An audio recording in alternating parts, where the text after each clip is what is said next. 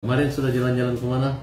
Ke Bali. Nah, kemana? Singapura. Nah, itu mereka sudah mau ngecek di mana rumah sakit. Agus sudah siap semua. Tinggal nunggu kesiapan Agus untuk berangkat ke Singapura. Oke. Saya kagum sama Farhad Abbas ketika dia bilang dia pembela kaum lemah. Saya kagum. Tapi saya juga terkesima. Begini, mungkin orang sakit itu dibawa kemana? Ke rumah sakit ya. Tapi saya lihat Agus dibawa ke kantor polisi, ke pengadilan. Baru yang kedua, mungkin orang sakit itu harusnya terima surat dokter. Tapi saya lihat ini Agus nggak terima surat dokter. Tapi yang dapatnya surat panggilan polisi, kelas panggilan. Nah ini saya bingung nih, dan terkesima lah, terheran-heran lah. Maksudnya pembela kaum lemah ini sampai sekarang nih, Agus ini kesehatannya gimana? Kami tunggu sampai sekarang laporan dari Pak Abbas belum ada yang masuk. Baik dari laporan kode etik maupun laporan yang lain-lain. Kan Farhad Abbas ini kan sedikit-sedikit kan mau laporin inilah, laporin itulah, laporin warga NTT lah, laporin Densus lah, mana? Tidak ada. LQ menunggu, kami menunggu laporan saudara. Kalau secara logika saya, orang sakit dibawa ke rumah sakit. Makanya almarhum Pak Alpinglim sebelum melangkah bicara langkah hukum, yang dibawa, Agus ini dibawanya ke rumah sakit dulu. Bukan ke kantor polisi atau kemana-mana. Yang saya tahu ya. Yang kemarin jelas terlihat adalah Pratiwi Novianti dan Jerry Judian. Terima kasih Kasil. Pasalnya? Pasal bintonya? Pasal 372 KUHP, 378 KUHP, Undang-Undang Nomor 8 Tahun 2016, Pasal 144 dan Pasal 145. Orang itu menebeng sama yang terkenal. Berarti apa? Lu nebeng sama Novi, lu nebeng sama kasusnya Novi. Karena Novi itu terkenal YouTuber. Lu nebeng sama gue, lu kayak begini nih, komal-komalin Novi, komal-komalin gue, itu nebeng sama kita berdua. Karena gue udah artis senior zaman dulu. Lu belum jadi apa-apa juga, lu belum jadi pengacara, gue udah syuting malang melintang gue. Sorry ya. Aduh. Kau itu ngaca dulu lu. Ngaca lu siapa? Iya, si Pirang mah gak ada apa-apanya. Siapa dia? Nobody knows you. Nobody knows you. Nobody knows her. Gak ada Novi, gak ada kasus ini. Nobody knows some of the lawyers ya. Lawyer yang terkenal dari zaman dulu itu Hotman Paris, Sunan Kalijaga. Itu terkenal. Punya nama Otto Hasibuan. Ya. Yang gue tahu ya. Terus Bu Elsa Syarif juga terkenal, termasuk yang sudah punya nama dari zaman bahla.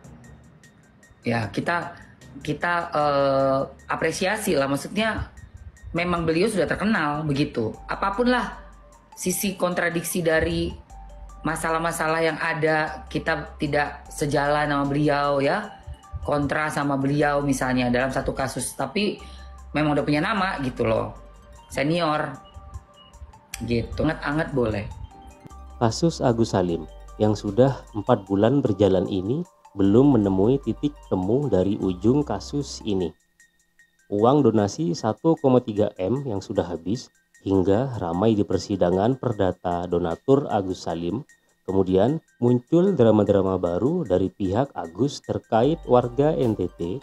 Kemudian disusul dengan pengacara baru Agus yaitu Kak Sil.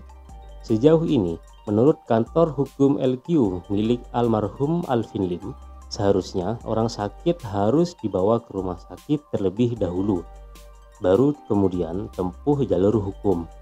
Kantor LQ yang saat ini disinggung oleh Farhad Abbas akan dilaporkan ke kepolisian terkait kode etik karena telah sepihak mundur dari kuasa hukum Agus Salim dan diterlantarkan begitu saja. Kantor LQ sangat kecewa dengan Farhad Abbas karena sudah 4 bulan ini Agus belum pernah diberikan fokus yang serius untuk kesehatannya, melainkan malah dibawa muter lapor ke sana ke sini. Tak hanya itu, menurut kantor LQ, Farhad juga terkesan tidak serius dalam fokus hukum yang berlangsung. Maka dari itu, kantor LQ mundur dan menantang balik Farhad Abbas untuk segera selesaikan laporan kepolisian Farhad ke kantor LQ.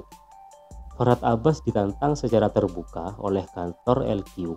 Namun, sampai saat ini belum ada keberanian dari Farhad Abbas untuk konsisten terhadap ucapannya yang akan melaporkan kantor LQ ke kepolisian. Tak hanya konflik Agus dan kantor LQ, pengacara Kak Sil juga disemprot habis oleh Emma Waroka, yang mana Kak Sil hanya menumpang pansos saja ke kasus dan ke orang yang sudah terkenal, mulai dari pansos ke Novi Pratiwi, pansos ke Emma Waroka sendiri, dan juga pansos ke pihak Agus agar bisa selalu disorot di media sosial. Selain Emma Waroka, ada juga pengacara Irjen Pol Riki yang juga mengkritik pengacara Kak Sil untuk tidak terlalu banyak omong karena proses hukum ini sedang berjalan di pengadilan dan jangan terlalu membuat kasus ini keruh kembali. Artinya, keberadaan Kak Sil di tim Agus malah menjadi memperburuk konflik saja dengan tujuan receh, yaitu hanya ingin tampil dan terkenal di media sosial. Saya tahu lah siapa itu, kena sering komunikasi dengan saya juga kok. Ya, sebut aja, kenapa mesti malu-malu, sebut aja Sisil, kenapa sih Silvia kok malu-malu? Saya kan orang yang transparan aja, kan gitu. Ya sudahlah, kita carinya, yang penting sekarang fokus ke masalah aja. Bisa selesai, nggak usah dikorek ke sana, korek ke sini, bagaimana produk fokus masalah ini bisa terselesaikan. Nggak usah kupas-kupas lagi lah, ya. Udah kita close aja lah itu semua. Tunggu aja keputusan pengadilan. Nah, nanti lama-lama saya katakan tadi, saking banyaknya kita nerapkan pasal-pasal yang muncul pasal gergetan gitu loh. Sudahlah, kita semua juga tahu pasal kok. Nah, seperti banyak dikatakan pemerhati hukum, KUHP-nya satu, KUHP-nya satu. Nah, sekarang muncul KUHP yang baru nih kan. Nanti 2026 akan dikeluarkan. Ini sudah keluar nih bukunya. Ya sudahlah, nggak usah lagi dibahas-bahas lah, capek. Ya kita bahas aja yang lain aja lah. Ya nggak usah lagi hantam sana, hantam sini lagi, sudahlah. Nah, saya aja nggak mempermasalahkan ke pihak sana, pihak sini. Yang bermuara ke pidana silakan saja. Atau ada dugaan-dugaan penggelapan silakan saja. Tapi yang berkaitan dengan uang donasi ini tunggu saja keputusan yang berkekuatan hukum tetap yang sedang bergulir. Nah, sedang bergulir nih. Nanti aja kita tunggu. Kita mau ngomong A, B, C, D, F, G, tahu-taunya diputuskan oleh pengadilan berbeda. Nah, amsyong nggak? Kita ngomong benar yang kayak gini menurut saya, katanya dari sini benar menurut saya, diarikan. Atau keputusan pengadilannya berbeda. Yang kita tunggu kan keputusan pengadilan. Negara kita negara hukum, bukan negara hukum rimba. Jadi jangan suka-suka netizen ngomong harusnya begini, harus begini. Udahlah, close, tunggu keputusan.